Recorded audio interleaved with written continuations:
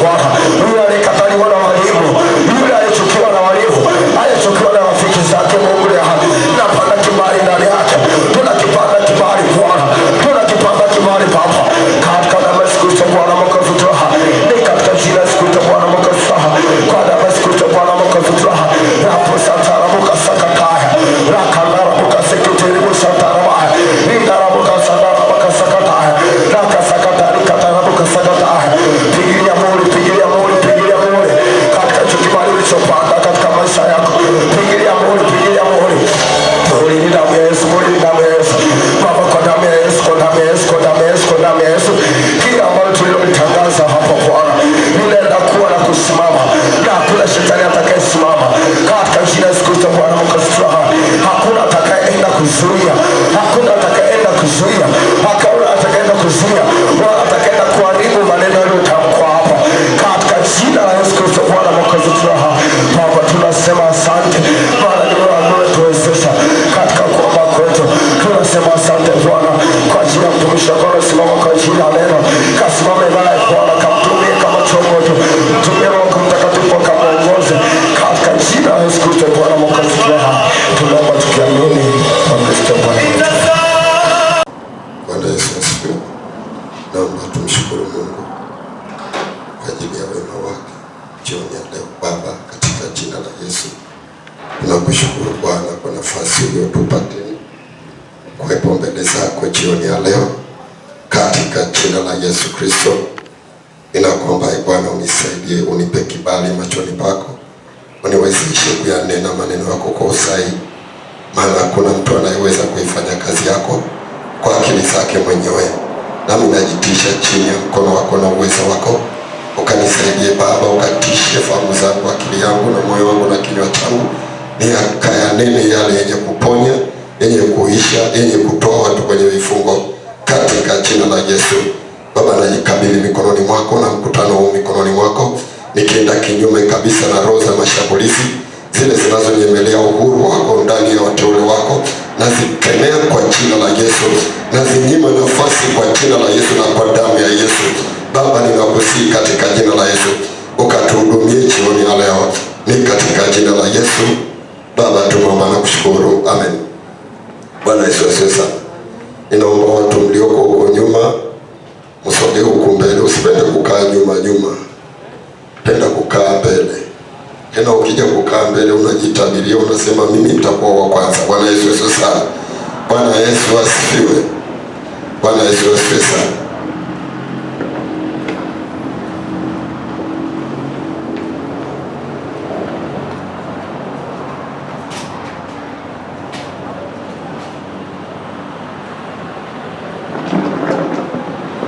Haleluya. Bwana Yesu asifiwe. Bwana Yesu asifiwe. Leo nataka tujifunze nguvu iliyoko katika mwana wa Mungu, yule aliyezaliwa upya, aliyezaliwa kama mwana wa Mungu. Bwana Yesu asifiwe. Bwana Yesu asifiwe sana. Sisi sote tumezaliwa upya. Kwa wale wanaokuja Morning Glory, ili somo halitakuwa jipya kwao, kwa sababu tulikuwa tunaenda na mtiririko huo. Bwana Yesu asifiwe sana. Bwana Yesu asifiwe sana. Ninaomba mnisikilize kwa makini. Tasoma katika kile kitabu chetu tunachokisimamia. Tunaanzia kwenye ule mstari wa Zaburi ya pili, mstari ule wa 7. Bwana Yesu asifiwe. Tasoma kwa msaada wa Bwana. Huyu mtunzi wa Zaburi anasema hivi: nitaihubiri amri, Bwana aliniambia, ndiwe mwanangu, mimi leo nimekuzaa. Bwana Yesu asifiwe. Huyu mtunzi wa Zaburi anatoa ujumbe kwamba kwa sababu Mungu alimwambia, amemzaa yeye, amesema ataihubiri amri. Bwana Yesu sana. Bwana Yesu asifiwe. Mstari wa 8 akasema hivi: uniombe nami nitakupa mataifa kuwa urithi wako, na miisho ya dunia kuwa miliki yako. Bwana Yesu sana. Anaposema amri, Bwana Yesu sana, ni mamlaka ya kiungu mtu anapewa. Kama sisi tulivyoingia kwenye neema ya Mungu, kuna mamlaka Mungu ametupa tulipokubali. Bwana Yesu sana. Ninaposema kuzaliwa, ina maana kwamba ni ulimwengu wa roho. Mungu anakupa nguvu za kiungu, anakufanya mtoto wake. Bwana Yesu sana. Bwana Yesu sana. Anakufanya wewe uwe mtoto wake kabisa, uwe mwana. Bwana Yesu sana. Ni hivi, nataka mnielewe jambo moja. Mtu aliyezaliwa na baba yake au mama yake, ukimwangalia kivizuri, kama unajua baba yake, utagundua kuna mambo anafanana naye. Bwana Yesu sana. Kuna mambo anafanana nayo, tabia na nguvu. Kama baba yake au mama yake alikuwa na nguvu, naye atakuwa na nguvu. Bwana Yesu sana. Kama alikuwa dhaifu, naye atakuwa ni dhaifu. Lakini huyu anajitambulisha, anasema kwamba mimi nitaihubiri amri, maana Mungu baba yangu aliniambia ndiwe mwanangu, leo nimekuzaa. Kwa sababu aliniambia hivyo, ile nguvu ya kwake ya kunizaa mimi nikawa mwana wake, ninaweza kuihubiri. Bwana Yesu sana. Anakuja kwenye mstari ule wa 8, akasema hivi, Mungu akamjibu akamwambia, uniombe nami nitakupa mataifa kuwa urithi wako na miisho ya dunia kuwa miliki yako. Anasema nitakupa mataifa, nitakupa mataifa na miliki ya dunia kuwa urithi wako. Bwana Yesu asifiwe. Kwa maana hivyo, alikuwa na maana kwamba huku duniani kuna mambo ambayo mtu hawezi kuyapata hivi hivi, mpaka awe na nguvu ya Mungu. Bwana Yesu sana. Na akamtambulisha kabisa, nitakupa mataifa. Alafu kusema mataifa kwa urithi wako, kwenye Biblia imeeleza mambo mengi sana kuhusu mataifa. Bwana Yesu sana. Saa ingine anasema mataifa watakuja kwako na wafalme wao. Bwana Yesu sana. Mungu alipomuumba mtu alimpa mamlaka, lakini baada ya anguko yale mamlaka yakaharibika. Bwana Yesu sana. Yesu alikuja kurudisha yale mamlaka juu yetu, na mtu yoyote aliyezaliwa mara ya pili, lazima, aliyezaliwa na Mungu lazima atambue kwamba nina mamlaka hayo. Ninaongea na mtu. Bwana Yesu sana. Usipotambua kwamba una mamlaka hayo, kuna vitu utavikosa. Bwana Yesu sana. Na hivyo vitu utakavyovikosa, maana huwezi kupewa vitu nje ya uwezo wako na ufahamu wako. Bwana Yesu asifiwe sana. Huwezi. Jinsi unavyoelewa Mungu alivyo juu ya maisha yako, ndivyo utakavyompata. Jinsi unavyoelewa kwamba mimi ni mwana wa Mungu, ninatakiwa niishie kama mwana wa Mungu, ndivyo utakavyomiliki, ndivyo utakavyokuwa una uwezo wa kuamuru mataifa waje wakutumikie. Bwana Yesu sana. Ndivyo unavyokuwa na uwezo wa kumiliki miliki ya ulimwengu. Bwana Yesu asifiwe. Bwana Yesu asifiwe sana. Sikiliza. Sasa usipotambua hilo, huwezi kurithi ule utukufu wa Mungu, Mungu anaotaka kwenye maisha yako. Sema, Bwana Yesu, nisaidie ili niweze kurithi ule utukufu wa Mungu ulioweka mbele yangu, katika jina la Yesu. Bwana Yesu asifiwe sana. Bwana Yesu asifiwe. Sikiliza, ukisoma katika kile kitabu cha Matendo ya Mitume, ule mlango wa 13, ule mstari wa 33, anasema hivi ya kwamba Mungu, ya kwamba, nasoma kwa msaada wa Bwana, anasema ya kwamba Mungu amewatuza watoto wetu amewatimizia ya kwamba Mungu amewatimizia watoto wetu ahadi hiyo kwa kumfufua Yesu, kama ilivyoandikwa katika Zaburi ya 2, wewe ndiwe mwanangu, mimi leo nimekuzaa. Hapa anafunua katika ile Zaburi ya 2 kama vile alifunua ile kwamba alisema kwamba wewe ndiwe mwanangu, mimi nimekuzaa. Bwana Yesu asifiwe sana. Tukija kwenye kile kitabu cha Waebrania,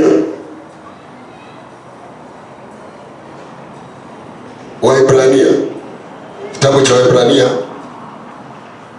ule mlango wa 1 mstari wa 5, anasema hivi: kwa maana alimwambia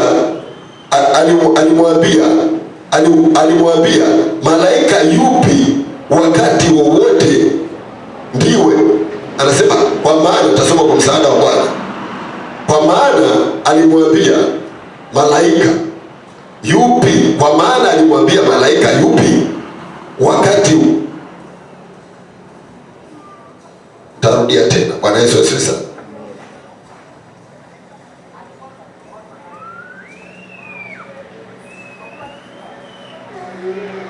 Bwana Yesu asifiwe sana.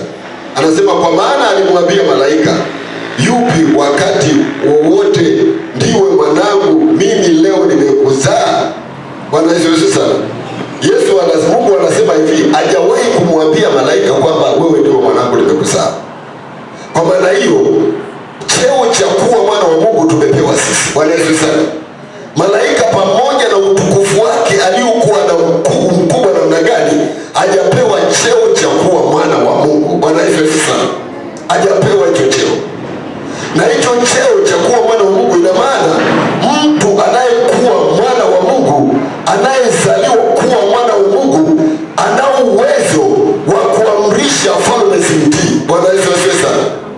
Ana uwezo wa kufukuza nguvu za giza zilizoshambulia familia yake, zilizoshambulia ndoa yake, zilizoshambulia mifumo anayoziwachia. Bwana Yesu sana. Na sio kwamba anafanya kwa namna ya kutengeneza mifumo na miundombinu ya kimwili. Kwa mfano, sikilize niwaambia, wana wa Israeli walipofika katika ule mji wa Yeriko, walipewa kanuni za kuangusha ule mji wa Yeriko. Hawajapewa baruti na chorongo za kuchoroga ili walipue uanguke. Walipewa kanuni za kuzunguka tu wakimwimbia Mungu. Bwana Yesu sana. Bwana Yesu sana. Na sisi kanuni za kushinda ukiwa kama mwana wa Mungu asiko katika mfumo wa asili ya nguvu za kibinadamu. Bwana Yesu sana. Iko katika kanuni za rohoni. Hizo kanuni za rohoni zinapaswa mwana wa Mungu azitambue. Bwana Yesu sana. Wakati fulani Paulo alikutana na vipingamizi, akasema nimezivaa chapa za Yesu. Bwana Yesu sana. Nimezivaa nini? Chapa za Yesu. Nimezivaa chapa za Yesu ili nipate kushinda. Yaani anautangazia ule ulimwengu wa roho unaomtishia kwamba yeye amezivaa chapa za Yesu. Ni mtu aliyetambua ya kwamba ana nafasi gani katika ufalme wa Mungu. Bwana Yesu sana. Yeye ni mwana, ana kiwango gani cha kuwa mwana wa Mungu, amezaliwa vipi ili azitangaze amri za Bwana. Bwana Yesu asifiwe. Ninaongea na mtu. Bwana Yesu asifiwe sana. Naomba tusome ule waraka wa Yohana. Waraka wa Yohana.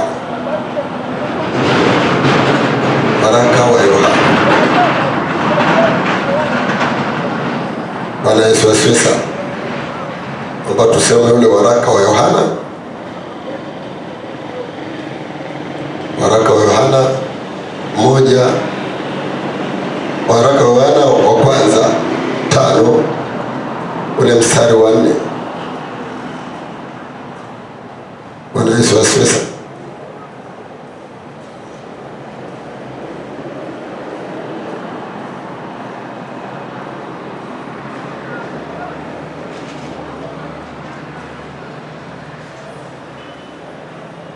Waraka wa Yohana wa kwanza mlango wa kwanza mlango wa 5 mstari wa 4 nasema hivi: anasema, kwa maana kila kitu kilichozaliwa na Mungu hushinda ulimwengu, na huku ndiko kushindako ulimwengu, hiyo imani yetu. Bwana Yesu sana. Anasema kila kitu kilichozaliwa na Mungu hushinda ulimwengu. Bwana Yesu sana. Bwana Yesu sana. Kila kitu kilichozaliwa na Mungu hushinda ulimwengu. Ulimwengu una mambo mengi. Mambo yaliyotengenezwa na ulimwengu baada ya anguko ni kumzuia mtu ashindwe kufikia hatima zake, ashindwe kuyafanya yaliyo mapenzi yake. Bwana Yesu sana.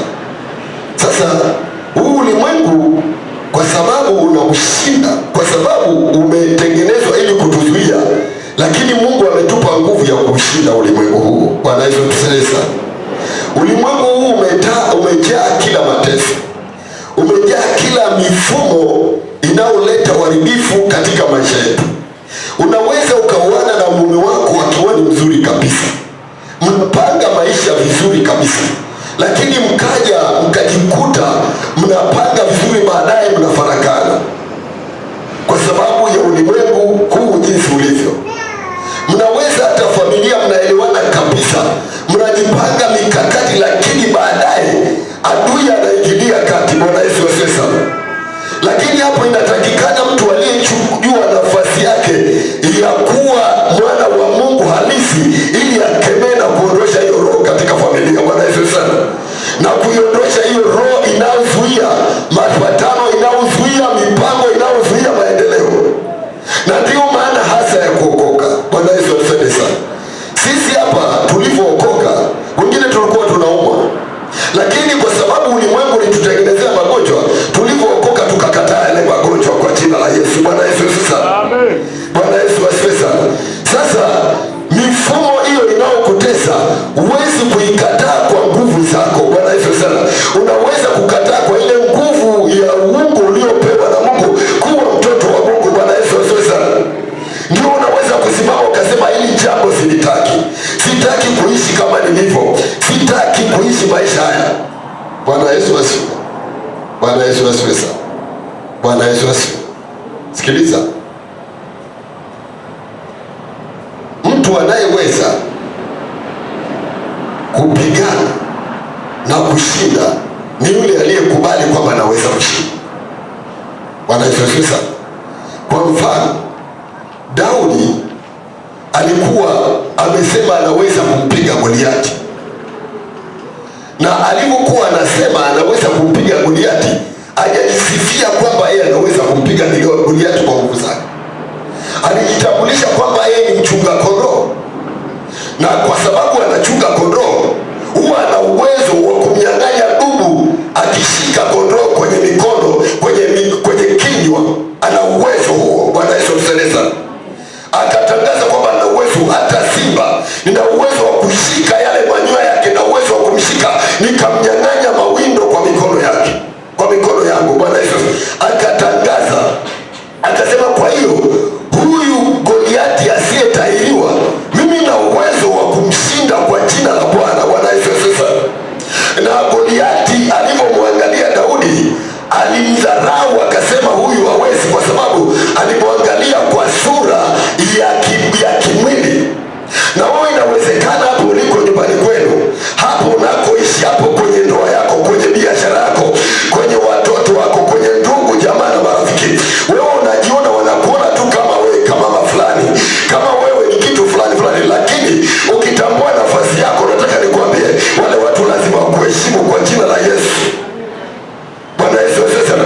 Ukitambua kukaa kwenye nafasi yako ya kuwa mwana wa Mungu uliyezaliwa mara ya pili, mwenye nguvu ya kushinda ulimwengu, lazima uambie huo ulimwengu wa roho uliosimamisha majito juu ya maisha yako, uyaambie majito kwa jina la Yesu, lazima muachie familia yako, lazima muachie ndoa yako, lazima muachie maisha yako kwa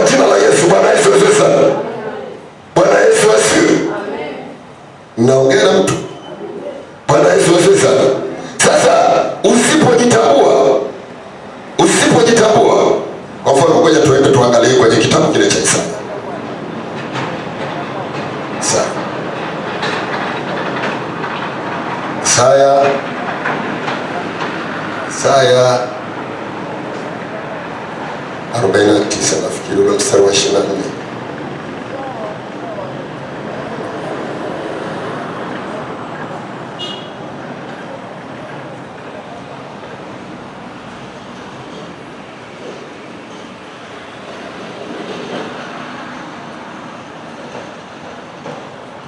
Anasema hivi, je, aliye hodari yaweza kunyang'anywa mateka yake? Bwana Yesu anauliza. Na jeshi lao waliofungwa halali wataokoka? Anauliza. Je, aliye hodari?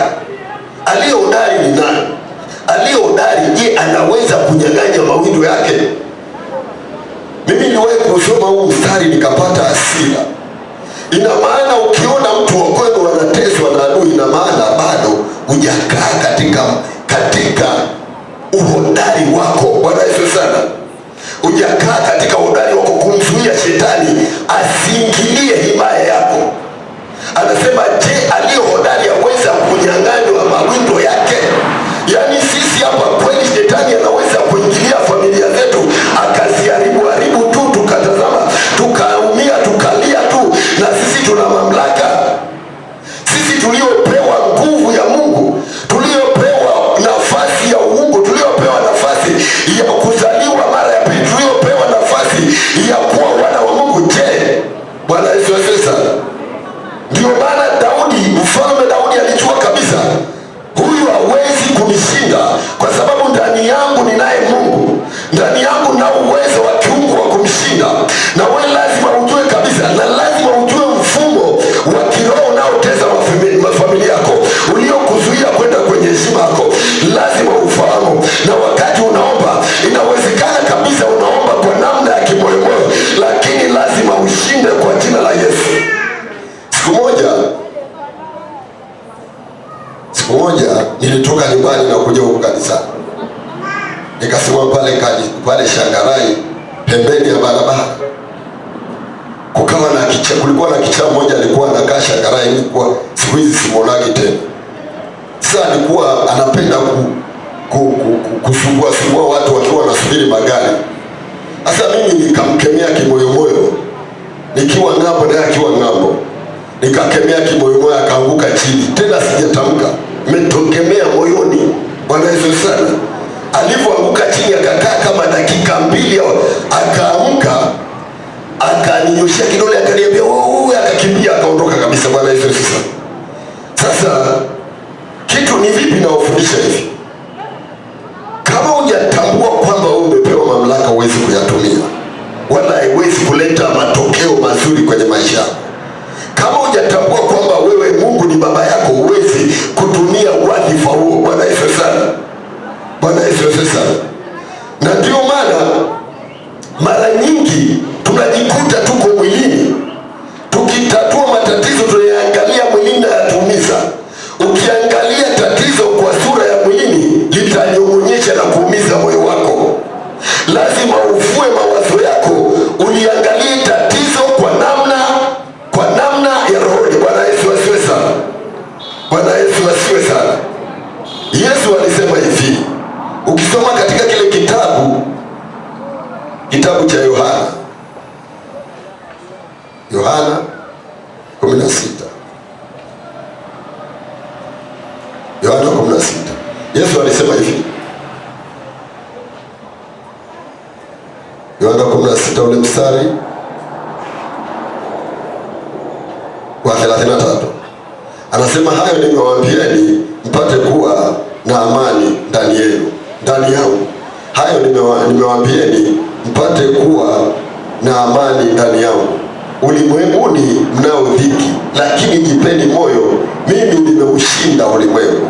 Anawaambia wanafunzi wake kwamba nimewaambia ulimwenguni mna dhiki, lakini jipeni moyo kwa kuwa mimi niuliushinda ulimwengu. Kwa nini anasema hivyo? Ni kwamba huwezi kuushinda ulimwengu kinyume na Yesu. Bwana Yesu sana. Huwezi kupambana kinyume na Yesu ukashinda. Na kila siku nawaambia hivi, unapofundishwa hapa madhabahuni mambo ya Mungu, unapewa nuru kidogo lakini namna ya kutembea na kushinda inakutegemea wewe mwenyewe peke yako. Bwana Yesu asifiwe. Hakuna mtu anayeweza kuja, maana vita yako wewe unaichua. Madhabahu ya mahali ulikozaliwa na mahali unakoishi ndio unapajua wewe binafsi. Mtu anayehubiri hapa anafunuliwa kitu anachopewa ni nuru kidogo ya kukupa wewe nguvu ya kupambana na hizo roho ili upate kuzishinda. Bwana Yesu sana. Yesu anasema kabisa kwamba mimi nimeushinda ulimwengu. Nimeushinda ulimwengu. Kwa sababu mimi nimeushinda, kuna dhiki, lakini mimi kwa sababu nimeushinda, na nyinyi mtaushinda ulimwengu. Kushinda, kupata kitu unachomuomba Mungu, kukipokea kabisa, ni mashindano. Bwana Yesu sana. Kama una nguvu za kushindana, huwezi kukiweka mikononi mwako. Bwana Yesu atusaidie sana. Kuleta amani katika nyumba ya kwenu ni mashindano. Kama una nguvu ya kushindana, huwezi kuleta amani nyumbani kwako. Bwana Yesu sana. Kuleta vitu mbaraka wa Mungu juu ya maisha yako, juu ya mifumo ya nyumbani kwenu, kama una nguvu. Sikiliza, kuna vitu vingine sisi tunaomba, lakini vitu vingine labda tunaomba hata kwa mfano. Bwana Yesu asifiwe. Kwa mfano, Mungu alitaka sisi tuombe kwa jina la Yesu, na tukiomba kwa jina la Yesu tukubali kwenda vitani kwa neno la Bwana. Bwana Yesu sana. Usiende vitani, na ndio maana mfalme Daudi ametamkwa na Mungu mara nyingi mpaka akaweka urithi wa Yesu azaliwe kwake, kwa sababu Daudi yeye akiwa na vita alikuwa anamuuliza Mungu, nipigane niendeje? Anapata ramani, anamuuliza baba yake. Na wewe huwezi kushinda kwa namna ya akili zako, kwa namna ya mipango uliyoiandaa. Lazima utafute uso wa Bwana. Bwana Yesu sana. Kuna mtu mmoja, mwanafunzi mmoja aliniletea kisa chake. Akaniambia kuna mwalimu fulani ana tabia, anasoma chuo, ana tabia mbaya. Kwanza anawatishia kuwafelisha, alafu kitu kingine ana tabia mbaya. Nikasema sasa huyu nitaombaje? Bwana Yesu sana. Huyu nitaombaje? Maana kuna mtu mwingine ana tabia mbaya, lakini ndani yake kuna neema ya Mungu iko ndani yake. Bwana Yesu sana. Kuna mtu anasukumwa tu na shetani afanye vitu viovu, lakini ana matunda ndani yake. Nitaombaje? Nilichukua kama siku 3-2 ndio ukapata ufunuo namna ya kuomba. Bwana Yesu sana. Sasa ukiomba hivi hivi kwa kufuata akili zako na mifumo ya kwako, kwa mfano, Bwana Yesu sana. Apostle William mchungaji wetu anasema hivi, kuna maombi mengine yana harufu mbaya mbele za Bwana. Unaombea mtu mabaya, unaomba vitu vibaya kabisa. Hiyo ndio ufumo wako ulioenda nao mbele za Bwana kwa hasira. Bwana Yesu atusaidie sana. Lazima ujifunze kuwa na nidhamu ya kiungo. Bwana Yesu asifiwe.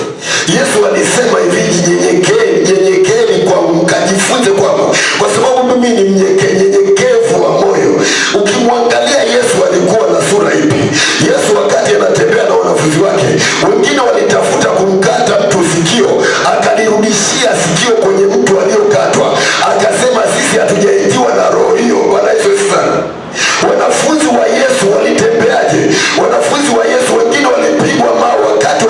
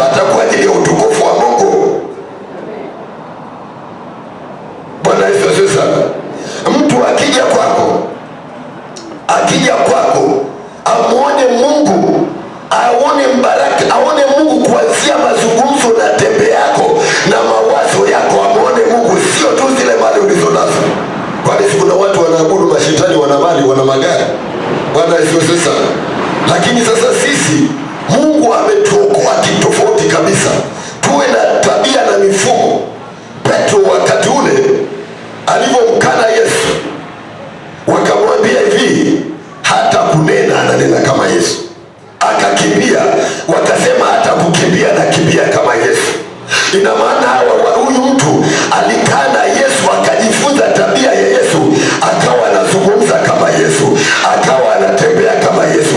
Na sisi tukiwa kama wana wa Mungu lazima tujifunze, tuwe tunazungumza kama Mungu aliye hai, tuwe tunatembea kama Mungu aliye hai.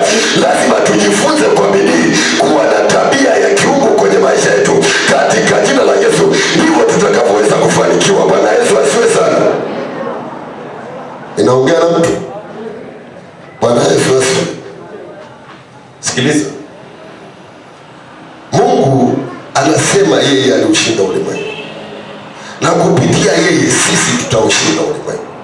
Kwa maana hivyo, kuna vitu vingine hatuwezi kufanya bila Mungu kuwa katikati yetu. Kuna vitu vingine hatuwezi kupokea bila Mungu kudhihirisha utukufu wake juu ya maisha yetu. Usipende sana kutafuta namna ya kupata vitu vya kubabaisha. Penda sana kupokea vitu kutoka kwa Bwana. Bwana Yesu asifiwe sana. Bwana Yesu asifiwe. Mfumo mzima wa mwanadamu aliyeupa huku duniani, mwanadamu hawezi kukaa peke yake, hawezi. Na ndio maana wale ambao hawana Mungu, hawana nguvu ya Mungu, wale ambao hawajapokea Yesu wanafanya vitu vingine vya aina yake kuleta uharibifu, wakifikiri kwamba Mungu atawabariki. Bwana Yesu asifiwe. Bwana Yesu asifiwe sana. Wanafikia katika udanganyifu, ule udanganyifu wa kipepo kabisa, wanaharibika. Naomba tufungue kitabu kile cha Petro wa kwanza. Petro wa kwanza mlango wa kwanza ule mstari wa 22. Bwana Yesu asifiwe sana. Anasema hivi: mkiisha kujitakasa roho zenu kwa kutii kwenu, hata kufikiria upendano wa ndugu usio na unafiki, basi jitahidini kupendana kwa moyo, kwa kuwa mmezaliwa mara ya pili, si kwa mbegu iharibikayo, bali kwa ile isiyoharibika, kwa neno la Mungu lenye uzima lidumulo hata milele. Kwa neno la Mungu lenye uzima lidumulo hata milele. Bwana Yesu asifiwe sana. Bwana Yesu, mmezaliwa kwa neno la Mungu. Bwana Yesu asifiwe sana. Ina maana neno la Mungu ni mbegu inaomzaa mtu abadilike. Bwana Yesu sana. Bwana Yesu asifiwe sana. Kama ulikuwa una tabia mbaya, unaacha tabia mbaya. Biblia inasema hivi: mjue sana Mungu, ndivyo mema atakavyokujia. Ndivyo mema, mjue sana Mungu, ndivyo anasema mjue sana Mungu upate amani, ndivyo mema atakavyokujia. Bwana Yesu asifiwe sana. Kumjua Mungu ni kule kunakotabadilisha tabia. Bwana Yesu sana. Yaani kubadilisha tabia. Wewe ulikuwa na tabia fulani ya dharau, unaiacha. Ulikuwa na tabia fulani ambayo haimzalii Mungu matunda, unaiacha. Ulikuwa na mfumo unamzalia. Sasa ile roho ilitengenezwa kwa mbegu ya Mungu isiyoharibika, na hiyo mbegu ya Mungu, na ndio maana neno la Mungu linasema hivi: nipitapo katika maji mengi hayatanigharikisha, nipitapo katika moto hautaniteketeza. Maana hiyo ni mbegu ya Mungu, haiteketezwi kwa moto, wala haiharibiwi kwa maji, wala haiharibiwi kwa mafuriko. Bwana Yesu asifiwe sana. Inaongea na Bwana Yesu asifiwe sana. Haiharibiwi kwa mafuriko wala mifumo yoyote iliyotengenezwa na ulimwengu. Bwana Yesu asifiwe sana. Sikiliza, tukisoma katika kile kitabu cha Mathayo 7,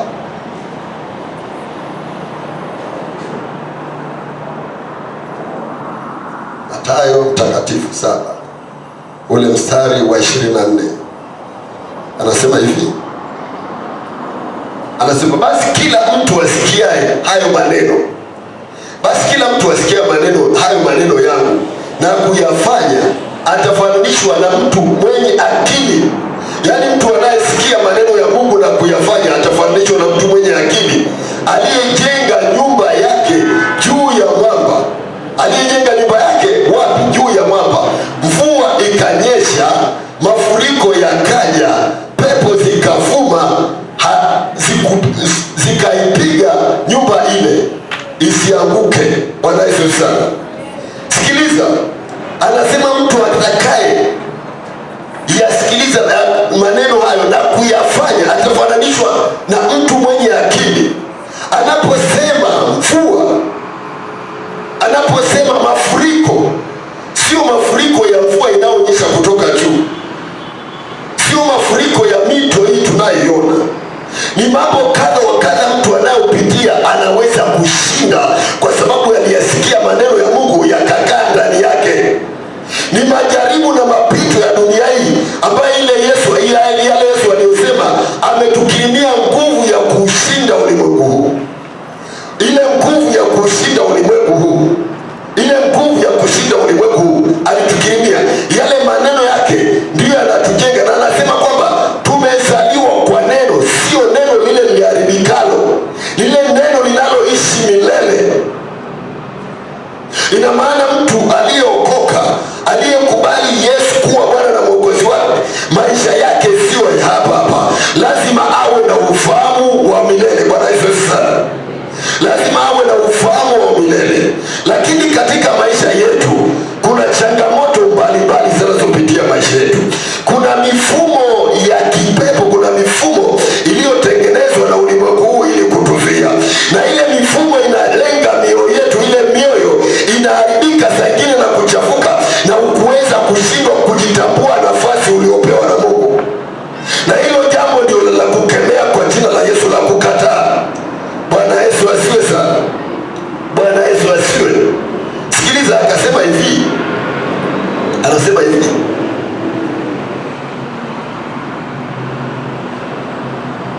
mafuriko yakaja, mvua zikanyesha, wala hiyo nyumba haitetereki, haiyumbi, haianguki, haifanyi wala haitikisiki. Bwana Yesu asifiwe. Kuna siku moja nilipata matatizo sana. Nilifiwa na mama yangu mzazi, tukaenda kuzika nyumbani. Sasa kwenda kuzika, watu wakanishambulia sana. Nikapata neema ya kuvumilia, wala siongee jambo lolote. Ilipofika asubuhi, watu wakasema kweli Daudi ameokoka. Bwana Yesu atusaidie sana. Yale maneno aliyeshambuliwa hakuna hata mmoja alilojibu. Bwana Yesu asifiwe sana. Sikiliza, kwa akili za kibinadamu unaweza kufikiri labda ni akili zangu, lakini ile nguvu ya Mungu ilinipa mimi kutulia, ilinipa mimi kunyamaza. Wakainuka watu wengine kunitetea. Bwana Yesu asifiwe sana. Bwana Yesu asifiwe sana. Nguvu zetu haziko sana kwa namna ya kujielezea, nguvu zetu haziko sana kwa namna ya kujitetea, nguvu zetu haziko sana kwa namna ya kuongea maneno yaliyopangika vizuri. Kuna watu wenye uwezo wa kuongea maneno yaliyopangika vizuri ili wapate kushinda. Nguvu zetu ziko katika kuliitia jina la Yesu. Nguvu zetu ziko katika kumlingana Mungu, kumwambia Mungu, mimi hapa sasa yatosha, mimi nataka niuone utukufu wako. Ile nguvu uliyeniokoka nifanya mimi kuwa mwanao, nataka niitumie niweze kushinda vita yangu, niweze kuondoa uharibifu ulioko katika maisha yangu, niweze kuondoa magonjwa yaliyokithiri katika familia yetu, niweze kuondoa ulevi unaotesa watu. Bwana Yesu asifiwe sana. Bwana Yesu asifiwe sana. Maana hiyo mbegu iliyopandwa ndani yetu ina nguvu ya kushinda falme za giza, ina nguvu ya kuharibu ufalme wa giza, ina nguvu ya kusukuma majeshi. Sikiliza, vita inavyokuwa kali sana, vita ya dunia hii tu inavyokuwa kali sana, wakipiga mahesabu kwamba hii vita imetulia ngumu, watu wametuzingira, huwa kuna jeshi la miavuli. Yaani ndege inapita juu inaangusha mwanajeshi mmoja mmoja, makomando, na hao hawauawi kirahisi. Bwana Yesu sana. Yaani akipita huko jeshini, akipita huko angani, anaambiwa shuka na mwavuli wako. Bwana Yesu sana. Akishuka ule mwavuli unajifunga, unakaa huko begani, anapigana vita. Bwana Yesu sana.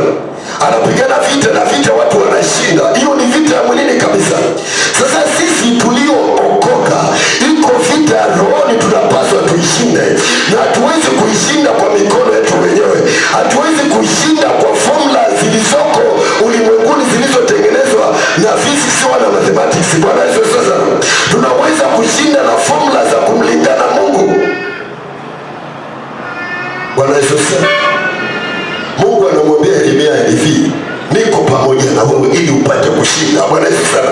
Na wewe ukimlingana Mungu atakwambia niko pamoja na wewe ili upate kushinda. Kwa hiyo maisha yetu ni ya mashindano. Maisha yetu ni kumwambia adui ondoka kwenye himaya yetu.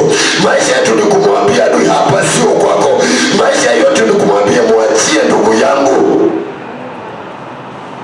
Bwana Yesu asifiwe sana. Lakini sasa sisi hatujajua. Tunafikiri kwa sababu, kwa nini hatujajua? Mifumo na misingi tuliolelewa kwenye dini zetu na mifumo tulikozaliwa, tumezaliwa tu kwamba kwenda kanisani au kwenda kwenye ibada na kurudi nyumbani. Hatujafundishwa mifumo ya kupambana, ya kuwakilisha Mungu katika familia za kwetu. Hatujafundishwa hivyo. Sasa tunapoingia kwenye wokovu, tunakaa katika mifumo ya kubweteka. Sema kwa jina la Yesu, roho ya kubweteka ninaikataa kwa jina la Yesu, ninaiharibu kwa jina la Yesu, ninaiteketeza, iniachie kwa jina la Yesu. Kuna binti mmoja nilimpendaka, ananiambia hivi, mimi nitaolewa na mtu nayemtaka. Baba na mama ndio siwezi kuchagua, lakini mume nikitaka. Yani alikuwa ananiambia mimi nikitaka, kwa sababu nimeokoka, nikitaka niolewe na tajiri nitaolewa, nikitaka niolewe na mtu mpole nitaolewa, nitataka ni mimi tu mwenyewe nitake. Nikamwambia kweli, wewe umefahamu nafasi yako. Nataka nikwambie lazima tufahamu nafasi zetu ili tuweze kumiliki baraka zetu. Kama hujafahamu nafasi yako, huwezi kumiliki baraka yako. Na yule binti aliolewa na mtu anayemtaka. Bwana Yesu asifiwe sana. Bwana Yesu asifiwe sana. Sasa ni wewe ukiingia kwenye wokovu, kuna vitu unapambana navyo wala havitaki upambane navyo. Kuna vitu unavifanya, lakini ukisimama katika kanuni za Mungu, nataka nikuambie utaongea kitu na kitatokea kwa jina la Yesu. Utasema hivi vitu sivitaki na vitaondoka. Yaani vitaondoka, vitake visitake, lazima vihame kwenye himaya yako. Lazima zivihame kwenye mfumo wako wa maisha. Bwana Yesu asifiwe sana. Sikiliza, mimi nilipookoka kuna vitu vingine vilikuwa vimeniachia pale pale. Nilipokuwa namuomba Mungu, Mungu ananiambia nitaviondoa. Sio hata wana wa Israeli waliambia hivi, hawa watu nitawaondoa kidogo kidogo. Kuna vitu natakiwa usimame katika unyenyekevu na uvumilivu mkubwa ili viweze kuondolewa kidogo kidogo, Mungu aweze kumiliki maisha yenu. Bwana Yesu asifiwe sana. Bwana Yesu asifiwe. Ninaongea na mtu sasa.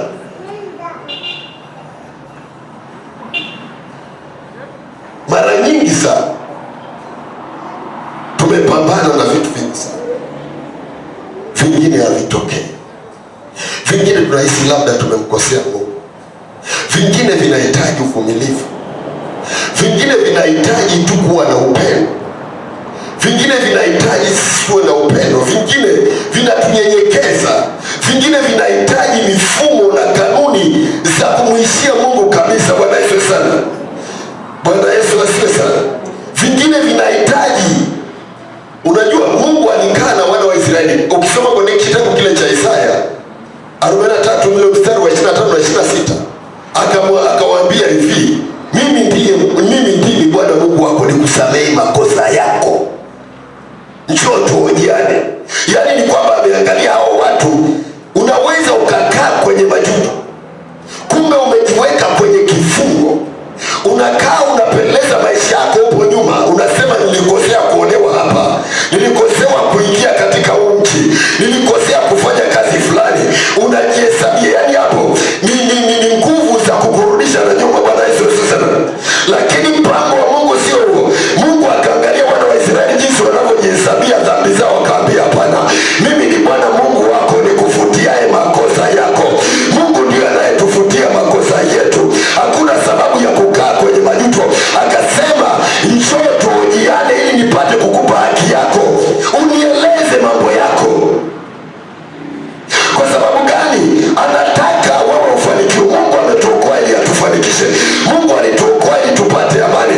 Mungu alituokoa ili tumiliki vile vitu vya utukufu wake. Hata mahali akipita, ule mwoni alikuwa anamwambia shetani, unamwona mtumishi wangu Ayubu, anamwambia anajifunia. Mungu anataka kujivunia kwenye maisha yetu. Bwana Yesu asifiwe sana. Lakini je, tunatambua hiyo nafasi? Sema kwa jina la Yesu, roho yoyote iliyofunga ufahamu wangu wa ulimwengu wa roho nikashindwa kujitambua, na amuru niachie kwa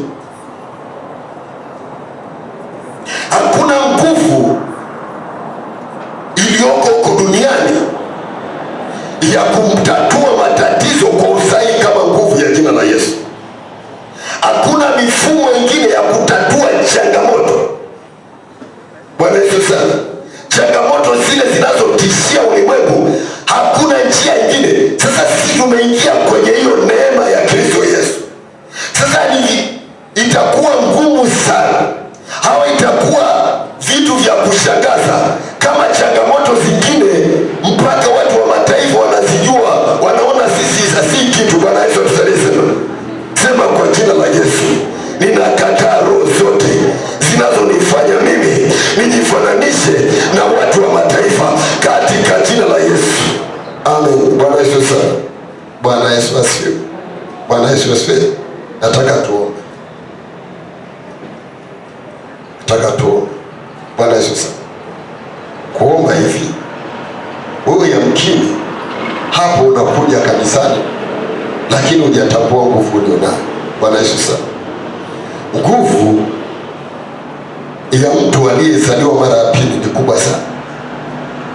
Hatuwezi kufananisha na nguvu yoyote iliyoko huko ulimwenguni, wala hatuwezi kufananisha na nguvu za jua, hatuwezi kufananisha na nguvu za umeme, hatuwezi kufananisha na nguvu zozote unazosikia, hata radi na ngurumo. Bwana Yesu asifiwe sana. Maana hiyo nguvu ina uwezo wa kubadilisha mifumo. Bwana Yesu sana. Sikiliza, kuna kitabu fulani nilikuwa nakisoma cha mtumishi mmoja wa Mungu. Anasema hivi, huyo alikuwa ni mwombaji na mhubiri wa injili wa kimataifa. Bwana Yesu asifiwe sana. Alikuwa akisimama kuomba mpaka mfumo wa angani ulikuwa unabadilika. Bwana Yesu, mpaka rais wa nchi akasema kuna mtu mmoja anaomba mpaka anabadilisha mifumo ya hali ya hewa. Bwana Yesu sana. Ni mtu aliyekaa kwenye maombi akathibitisha na kudhihirisha Mungu wake. Bwana Yesu sana. Siku moja akaitwa na mkuu wa nchi, akauliza, akamwambia, vipi wewe unaombaga nini? Akamwambia, mimi nakuombea wewe mfalme, nakuombea wewe rais, ili utawale vizuri, utawale watu wako, uwalinde, nchi yetu iwe na manufaa. Akamwambia, basi nenda. Bwana Yesu sana. Bwana Yesu asifiwe. Sikiliza, nataka kila mtu ajitambue. Bwana Yesu sana. Kila mtu akijitambua, akisimama kwenye nafasi yake, hatutakuwa na mzigo wa kuombeana sana. Bwana Yesu sana. Tutakuwa na mzigo wa kuombea mambo mengine. Bwana Yesu atusaidie sana. Kila mtu akifahamu kwamba mimi nimezaliwa mara ya pili, ninao nguvu ya kushinda, ninao nguvu ya kuharibu ufalme wa giza, ninao nguvu ya kusema mashetani yaondoke kwenye mji wangu, yaondoke, ninao nguvu ya kutatua matatizo. Nataka nikuambie hivi, miji yetu itakaa salama, magonjwa yatahama, matatizo yataondoka, umaskini utaondoka kwa jina la Yesu. Bwana Yesu asifiwe sana. Simama hapo ulipo. Wewe mwenyewe ni shahidi wa mambo yako, ni shahidi wa maisha yako, ni shahidi kwa jinsi familia yako ilivyo. Wewe ni shahidi. Hakuna kitu kilichofichika wala kilichositirika kwenye maisha yako. Bwana Yesu sana. Kataa kabisa kuja kwenye kanisa la kiroho, kanisa linalofundisha mambo ya rohoni, alafu usiwe na nguvu ya kushinda na kuvuka mambo ambayo utakiwa kuvuka. Bwana Yesu asifiwe sana. Sema, Bwana Yesu, ninakuja mbele zako, ninakuomba Bwana unitakase ulimwengu wa roho na ulimwengu wa damu na nyama, nipate kujitambua ule uweza ulioachilia ndani yangu, ulionifanya mimi kuwa mwana wako. Kwa jina la Yesu niweze kuondosha kila mambo yaliyosimama mbele yangu mwaka kwa mwaka, yakisumbua maisha yangu, yakisumbua familia yetu. Bwana Yesu, ninaomba Bwana, katika majira haya unipe kibali machoni pako kwa jina la Yesu, ili niweze kuharibu ule ufalme wa giza unaonizuia. Sema, kwa jina la Yesu, roho yoyote inayozuia mafanikio yangu,